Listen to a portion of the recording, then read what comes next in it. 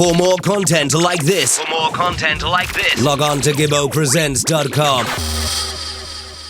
It's Gibbo, and right now I'm joined by Admiral from Yared Sound, who last night defeated Stumpys and Poison Darts at the Brooklyn Cup Clash in New York. Admiral, how are you? Bless up, Gibbo, bless up. I'm doing all right, man. I'm doing all right. First off, congratulations on the win. Your path to victory was unusual, to say the least. So, Yes. give a quick recap of what went down last night and explain how you managed to leave with the trophy despite not winning a round prior to the tune for tune. So it was a very difficult dance for us, you know. We had some technical difficulties in the first round, but got some decent forwards to go in. Second round was much better for us, mashed up the place. Then it's like the last two rounds were okay, but they weren't great. So for me, it was just like, wow, we're just not having a good night, you know. But I think that Poison Dart and Stumpy, even though they won rounds, they weren't convincing to the people that they deserved even more than, because at the end of the night when the promoter said, all right, it's time for tune, and they voted, and I was even a little surprised that the people chose that route. I think Poison Dart had played back some songs. They struggled in that last round to get forwards before the last round before tune for tune.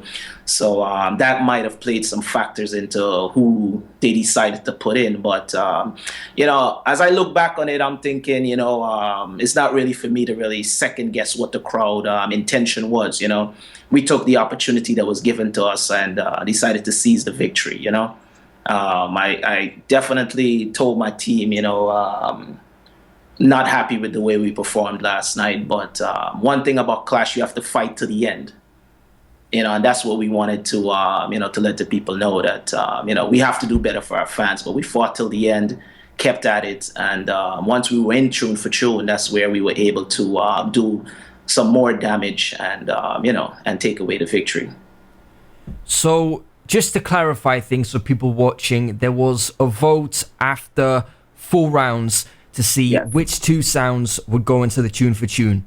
Yes, the crowd voted, and Poison Dart was actually eliminated, and Yared and Stumpy was moved forward into the tune for tune. Was this always the plan going into the clash, or was this something that the promoter decided after 4 rounds had been completed? I think that was always the plan, that if a sound didn't win all the rounds, he would make the decision to go into. But I'm really not sure what the promoter had in mind, other than at the end of the night, he made that decision and asked the crowd who's going forward. I think he always intended to have a dub for dub, but I'm not sure.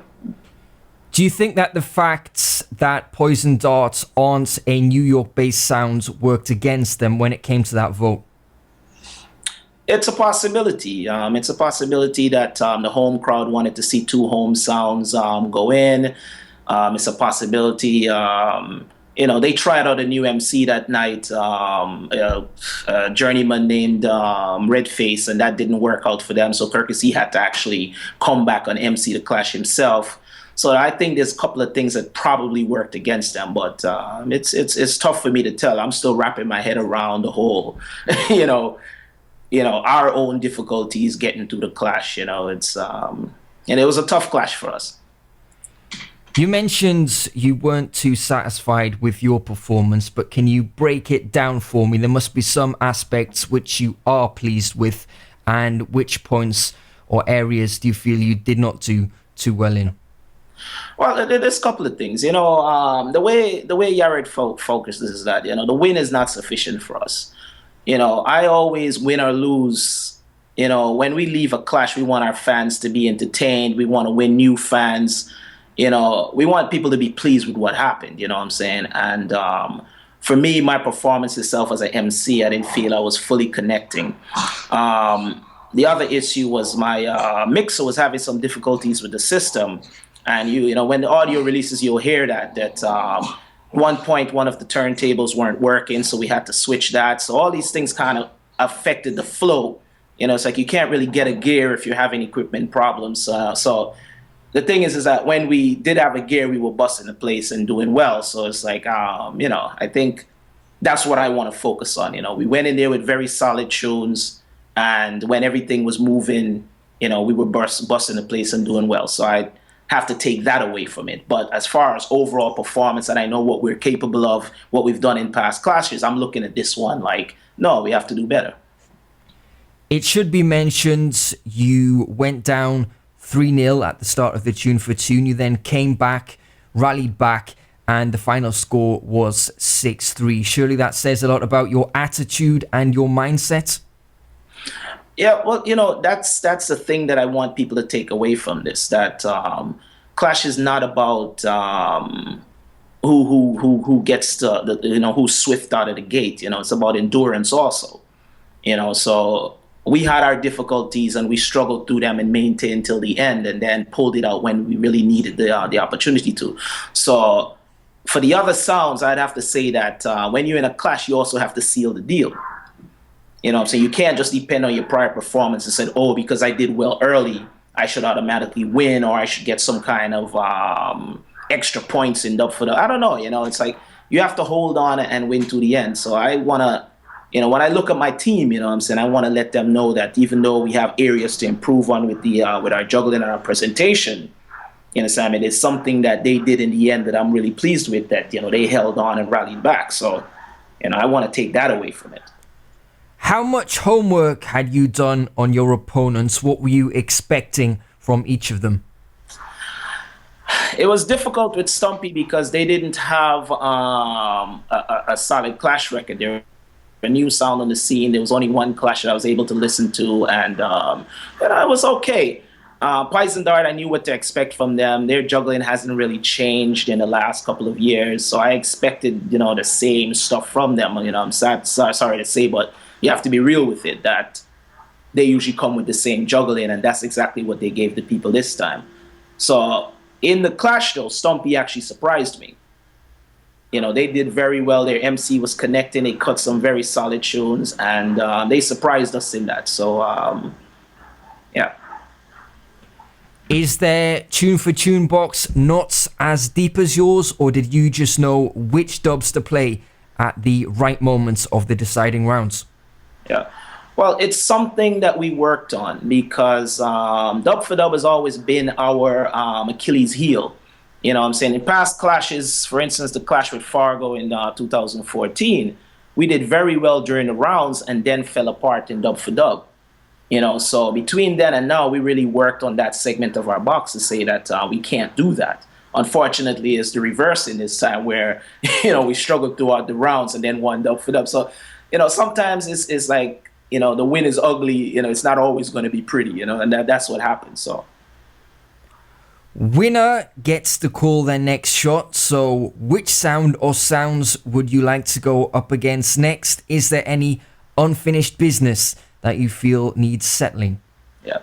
Well, immediately on my mind, I feel Stumpy deserves a rematch, because I think they feel that they did well during the rounds, which they did. And they personally, they made me a fan. I didn't know much about them, and what I heard, I was impressed with.